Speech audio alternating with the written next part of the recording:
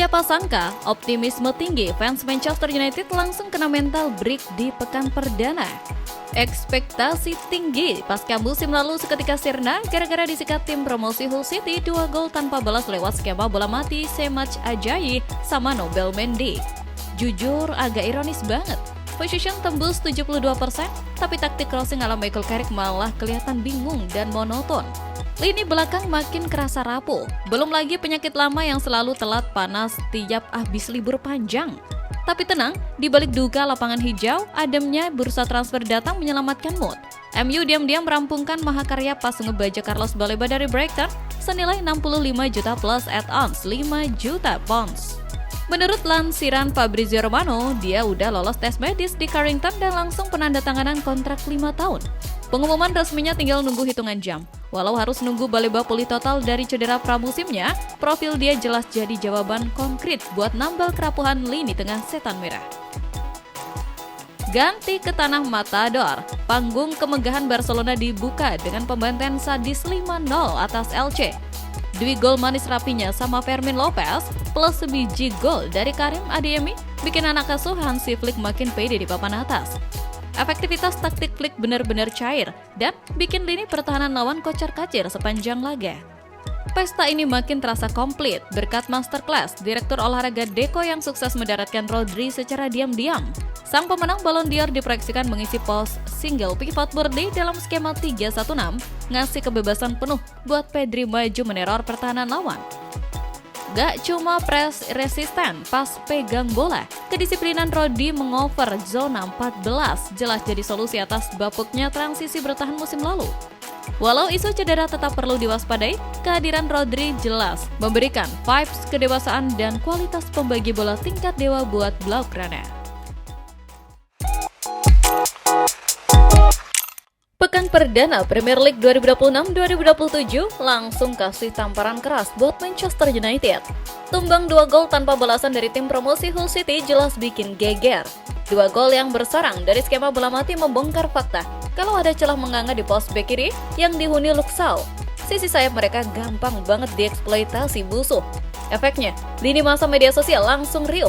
Komunitas fans kompak bersuara kalau performa Shaw udah mencapai titik jenuh. Ketika opsi lain seperti Lewis Hall dinilai kelewat rumit, nama Alejandro Balde mendadak melambung tinggi dan digaungkan fans sebagai satu-satunya solusi paling masuk akal buat menyelamatkan lini belakang United.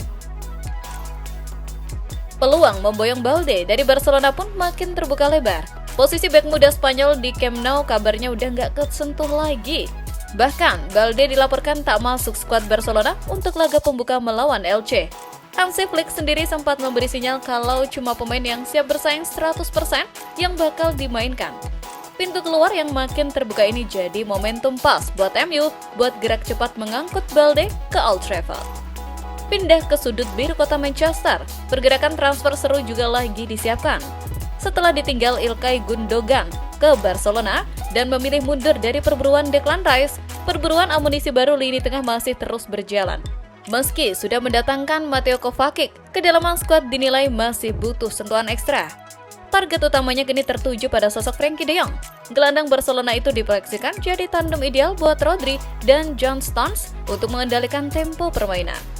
Sosok de Jong dianggap punya profil yang pas buat melengkapi kepingan puzzle di lini tengah. Tapi ya, langkah ini jelas nggak bakal mulus-mulus amat.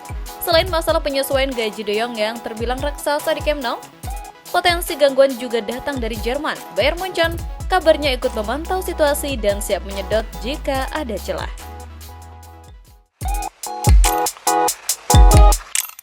Manchester United akhirnya mengangkut gelandang umur 22 tahun Carlos Baleba. Pemain energik ini diproyeksikan bakal bikin lini tengah setan merah makin solid berkat gaya mainnya yang agresif dan kokoh bertahan nemenin Andre Santos serta Yuri Tielemans yang udah ada duluan. Dah, urusan nomor punggungnya juga nggak kalah seru buat dibahas. Angka favoritnya dulunya 17, tapi udah dipakai Santos. Nomor 24 juga masih nyantol di Onana yang lagi dipinjemin ke klub lain. Makanya, opsi paling realistis buat Baleba sekarang ya angka 20 yang posisinya lagi kosong. Gak cuma berhenti di situ, MU ternyata juga lagi kepo parah sama bek kirinya Barcelona, Alejandro Balde. Para petinggi klub dikabarkan sudah sempat ngobrol santai sama agen si pemain buat nanya-nanya situasi terkininya. Tapi ya gitu deh, si Balde kelihatannya masih betah banget nongkrong di Camp Nou. Jadi, manajemen MU kudu mutar otak lebih jeli lagi kalau beneran berniat ngeboyongnya sebelum jendela transfer resmi ditutup. Sementara itu di berita lain, di saat klub-klub Sultan bebas bakar duit buat beli pemain bintang, Barcelona punya senjata rahasia yang gak bakal bisa dibeli pakai uang seberapa banyak pun. La Masia. Akademi legendaris ini terbukti jadi nyawa utama yang bikin Barca punya identitas unik beda dari klub raksasa Eropa lainnya. Masuk era Hansi Flick, nyali pelatih asal Jerman ini benar-benar gila. Dia nggak pelit buat ngasih panggung kepercayaan penuh pada deretan anak muda berbakat kayak Pau Kubarsi, Fermin Lopez, sampai si wonderkid maut Lamine Yamal buat unjuk gigi di skuad utama. Belum lagi antrean bibit baru kayak Hamza Abdel Karim yang udah siap meledak kapan aja di lini depan.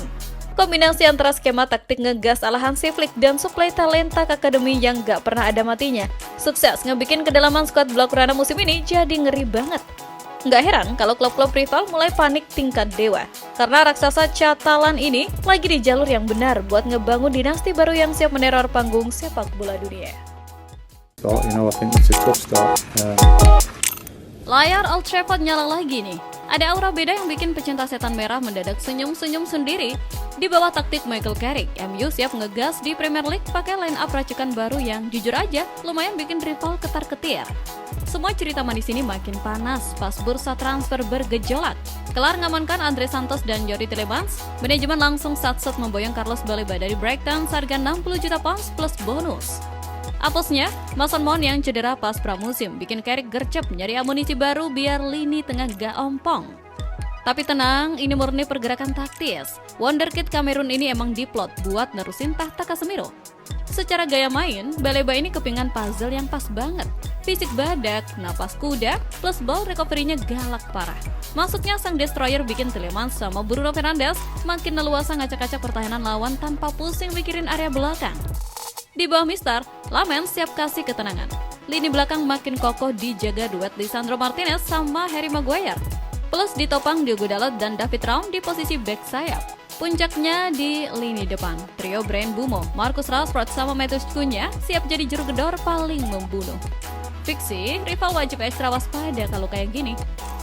Di berita lain, drama Julian Alvarez sama Barca ini makin mirip sinetron, asli rumit banget. Si pemain ngebet mau ke Catalunya pasca Piala Dunia 2026, tapi Atletico Madrid kekeh nggak mau lepas ke rival lokal.